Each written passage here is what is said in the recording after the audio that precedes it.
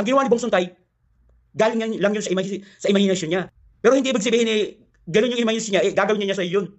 Ganun lang kasimple. Kayo magagaling lang kayo pag sa inyo Pero pag sa iba na, akala nyo ang lilinis nyo. Di ba? O nasaan ka nung ang daming ni-rape na recruit ng mga kabataan, ng mga nasa mga kaliwa. Di ba? Tahimik ka, hindi ka nagsasalita, hindi mo sinusuportahan yung babae. Babae din yun. Isipin mo ni-rape, may action, may act. So tahimik ka. Tapos ngayon, magpapa-advocates ka about ano? Di ba?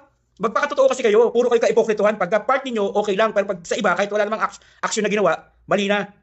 Hindi nga kayo gumawa ng hakbang ng time na yung isang member ng kabataan na naglalabas ng ano nila, nag-aakusa na ilang beses na ni-rape, hindi ka nga nagsalita. Tapos ngayon, magpapa-victim ka. Hindi ka nagsalita about sa ginawa ni Jim Paredes. Sino kaharap niya? Babae. Sino kausap niya? Babae. Hindi ka nagsalita about kay Laila de Lima. Sino nagabyado? Babae. Kasi kaalyado nyo. Kaya piling nyo, tama kayo. Pero pag sa iba, mali na. Punong-puno kayo ka-ipokrituhan.